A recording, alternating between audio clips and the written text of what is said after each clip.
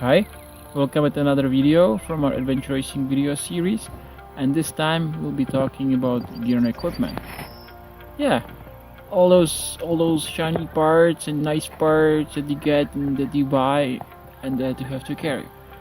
So, first of all, I have to let you down a bit because every time I get a question, the first question is always about gear and about equipment. And I have to tell you, there is no special equipment, no single piece of equipment that would make you a good racer. People are always waiting that there is some like magic equipment that if they buy, they'll become like adventure racing stars and whatever, that simply equipment will solve it. No, it won't.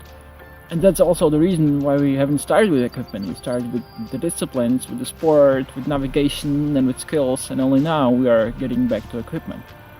Well, it's true to say that equipment is important. I'm not saying that it's not, but it's not the most important thing.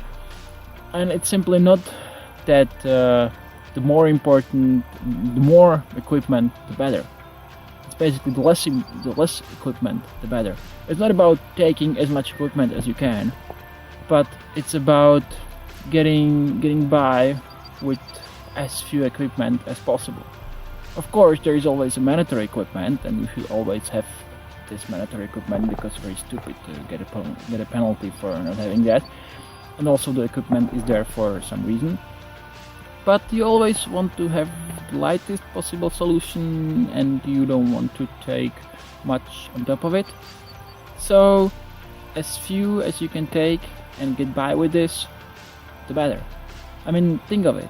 If there is someone who needs a lot of equipment, many layers to survive in a given environment, and then there is someone who just has one single layer and doesn't change it, just goes and can survive in the same environment, who will be the better racer? Who will be faster? Well, in general, it will be the person who has less equipment, because he doesn't have to do the hassle of changing layers, and he will be lighter and faster. Another thing is that if you don't have much equipment, if you have basically a single piece of each of them, it has to be really reliable. It has to be tested. You have to know what to do with it. You have to know what to expect from that, and you have to really trust that. So the less equipment you have, the more reliable it has to be, and the more familiar with it you have to be.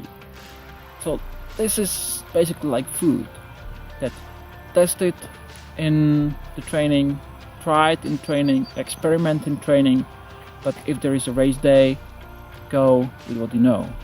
The difference between food is that here are the same patterns usually work for everyone.